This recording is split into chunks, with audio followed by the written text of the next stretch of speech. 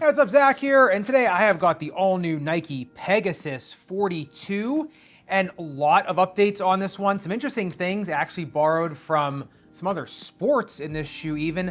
I do think they work a little bit better in a running shoe than they do a court shoe, and some nice implementation. The number one thing you'll notice in the uppers, if you look at it on the microscope, you look at it and you think, like, this is not super thin TPU strands, looks more like just standard textile weaving that you would see kind of in more of a basic shoe.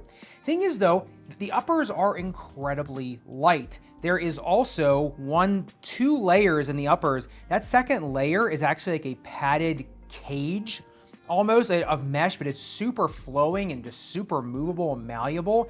And looking at it on the breathability test, these things just push fog out like crazy. Typically on the breathability test, you'll see if a shoe is really bad, you'll see it come like back up out the ankle collar, right? Like out the opening here. If you watch a lot of my breathability tests, you'll notice I put shoe paper in the ankle collar to try to stop fog from coming back up. It still does.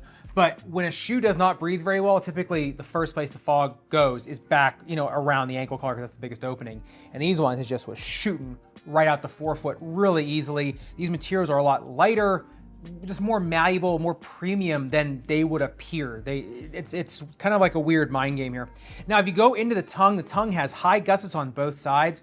Why the other models don't have that, I don't know. And then the tongue's got two layers of really thick padding, and then that just kind of goes, right into the forefoot of the shoe where it's sewed in pretty high. All in all, it's just a really comfortable experience. I would say in the upper part of the forefoot, we'll talk about other comfort experiences in this later in the video because it's not all great. As you go up in the lace line, integrated lace eyelets, love those for lockdown. And then you do get a runner's knot. I would suggest using it even if you don't care about heel slippage. And we'll talk about this more in the fit section, but these are weird. So heel slippage on these is moderate with no runner's knot. With the runner's knot, it is just mild.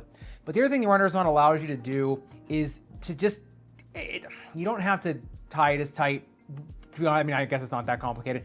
You know, tight is tight, but the runner's knot does not make it uncomfortable. And it's a lot of running shoes, especially in a little bit more low profile running shoes, or just casual shoes, court shoes, whatever, anything a little more low profile and light in the uppers, you start doing a runner's knot, and because that back loop that comes up a little bit higher on the tongue, it can start to squish your anterior ankle or the front part of your ankle, and it can squish the nerves there. On these ones, the tongue is nice and padded right there, no problem. And so it really does help with a lot of comfort issues in the forefoot of the shoe. Like I said, we'll get to a little bit later in the video. Now, as you go into the rear foot, you get enough padding around the back, and it is nice material in the back here. This is some of Nike's nicer fabrics here in the rear foot. I've seen a few of their shoes now have this, just super comfortable in the back. And like I said, lockdowns, it's just okay, right? It could be a little bit better, could have a little more material in there, but for a lightweight, trainer, it's pretty good. All right, but getting into the midsole teardown, honestly, the Pegasus 42 looks like the Pegasus Premium cloaked, except it doesn't have Zoom X. And honestly, I think that's a good thing. I like the midsole in this so much more than the Pegasus Premium. I know it looks wild and cool, but it just breaks down. On this one, because you got the top-loaded parabolic zoom, which the Pegasus Premium had. It had the parabolic zoom, then it wasn't top-loaded, it was sandwiched. This one's top-loaded. You also had parabolic zoom in the Zoom Zero, even before that, that's court shoe. That also dove into the shoe kind of like a shank does. This is top-loaded. And to me, it just protects the shoe more. There is no shank in this thing, and as you can see here, and you can just kind of bend it, and torsional, not a lot here. And it's not meant to be a super high torsion shoe, but the Zoom definitely does a good job of protecting the React X, which is just EVA and TP. It's a very, very lightweight foam. I know there's copolymers too in there, but it is just a very, very lightweight foam. It's very, very soft. When you touch it on the inside, when you press it, it feels just like regular React X. On the outside, it feels much more tensile, much more bouncy, much more resilient. I think it's just the coating they put on the carrier, on the outside of it to make it a carrier foam. So I think kind of that's where you're getting that from. But you look at this, and all the numbers kind of bear this out. Look at this thing on the tensiometer, only takes 37 newtons to bend it to 45 degrees. So I mean, it just does not take much. In terms of shock absorption, it takes 54 newtons to compress it at first, which to me is a nice sweet spot. And it goes down to 34 after 3 cycles. And I don't think the Zoom Air, this is obviously, this is popped, but when I did it, it's not popped. obviously the Zoom Air is, I don't think is the thing that is compressing. It's the React X underneath of it. When you keep going down, that React X is just becoming more and more compliant after those 3 cycles. So you can kind of see where we're going with this. On the bounce height test, that was even more interesting. I only got 26 centimeters in the rear foot, and that's because the rear foot is hollowed out. And so you get, in the forefoot, it was 40 centimeters. And it's because you got more ground reactive force, just more stuff contacting the ground. So boop, ball bearing goes up. So to me, even though it doesn't look as wild as the Pegasus Premium, even though it doesn't have Zoom X, top-loaded parabolic zoom, right on, right under the strobel, to me is just a much more resilient shoe, much more lively feeling shoe, and I think is gonna be more durable for more people over the life of the shoe. So to me, this is the better setup. Also contained zoom, right, because the zoom is contained within the carrier foam versus something like Pegasus Premium where it's not. And so that makes it just even more kind of a floppy mesh shoe once you break it down and down and down. Whereas this one, it's just gonna stay, like I said, livelier for longer, get a little more durability and more resiliency out of the midsole, which overall does feel very good. It feels springy, but it also feels nice and shock absorbing underfoot, feels kind of pillowy, but also like it's, like it's not just bottoming out to Kingdom Come. So yeah, honestly, besides not having a shank, I like it. All right, and getting into the outsole tread just real quick, it is just peripheral rubber here, just linear peripheral rubber, and then just a lug pattern here, just the landing pad in the forefoot. Nothing here in the midfoot or rear foot. Like I said, it's all hollowed out. I mean, you obviously can rear foot strike because it is hollowed out and you got enough rubber there. But honestly, it kind of with the lugs and then the peripheral pattern, if it ain't broke, don't fix it. It is kind of an easy transition shoe, to be honest. And then you got the takeoff pad here. So, and I do like the serrations here under the big toe here on the medial side. It does give a little bit of grip, right? You maybe on a slicker surface, then you got the lugs obviously for everything else. So honestly, yeah, I mean, it's basic and it's hollowed out for some weight reduction, but overall it's decent. All right, but getting into the fit and usability of the Pegasus 42, this is where I kind of had some issues.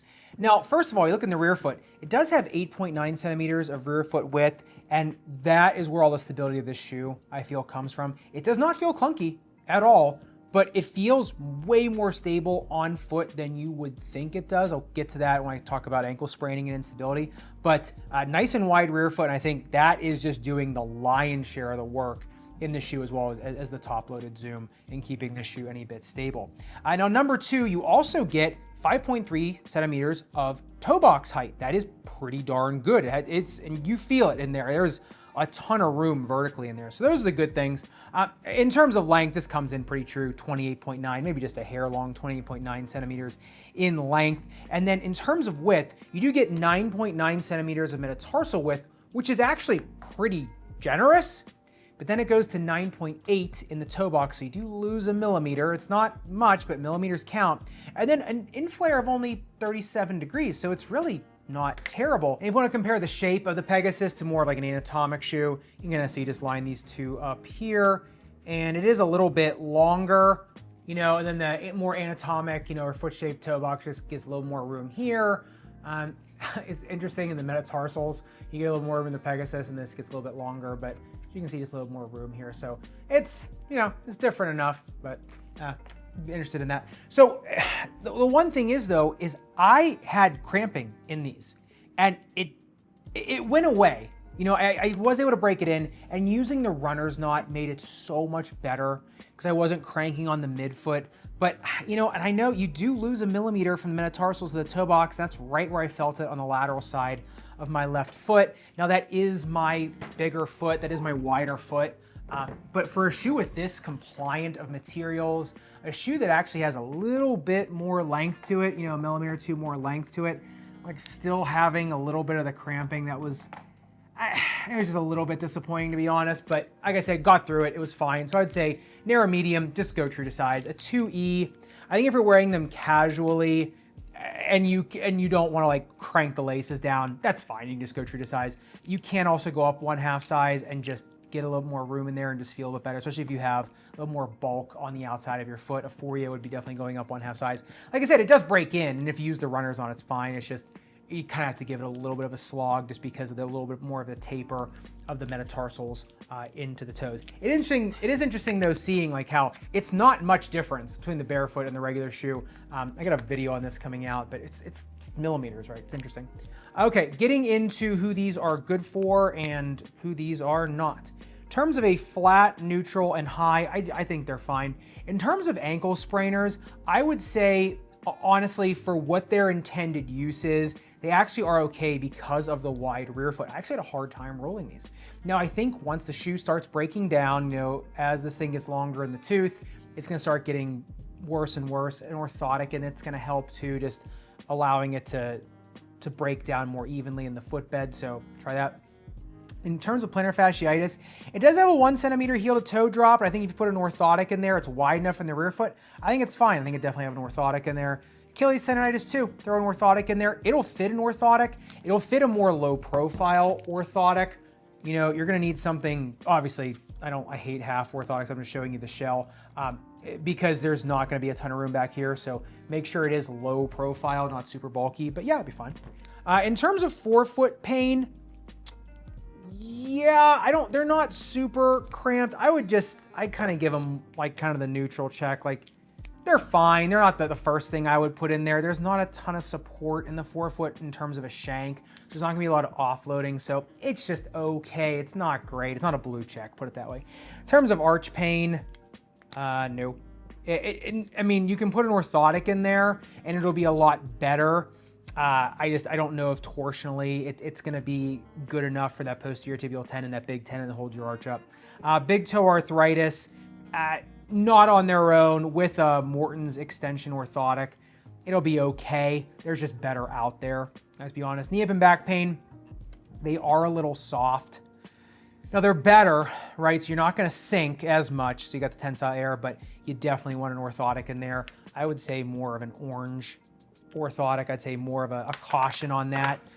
That's going to be dealer's choice. It's not going to be the best shoe out there, but I think with an orthotic, it'll just be okay. So are they going to wreck your foot? No, not really. Honestly, they're better than I thought they were going to be. Are they going to cramp your foot a little bit? Maybe for some people. All in all, though, the Pegasus is always going to be the Pegasus, right? It's always going to be a little bit more of a casual trainer, not a high torsion shoe. So for what it is, if you like previous Pegasus shoes, you're probably gonna like this one a little bit more. If you hated previous Pegasus shoes, you might like it a little bit more. Now, if you were on the fence, this one might be the one to get you into the line. I would say in terms of runners, in terms of gait strikes, more proximal midfoot strikers, that's where I felt most comfortable with these. That's where the drop felt the best on them. Midfoot and forefoot was okay. It was fine. I feel like I could bottom a little bit more in the forefoot because of the React X. It is so soft. So I'd say a more midfoot striker is going to do well. A rear foot striker you do fine with too. It's just the torsion, right? That lack of torsion. You'll need an orthotic if you are a rear foot strikers, just for the runners out there. So love to hear your thoughts in the comments down below. If you do want to see what I'm talking about with the Pegasus Premium, and if you want to see what I'm talking about with the Vomero Premium, which is a totally different product, different in every way. That's a shoe that I do believe actually deserves the word premium. If you want to check either of those shoes out, I'll leave those video linked right here. I'll see you in the next one.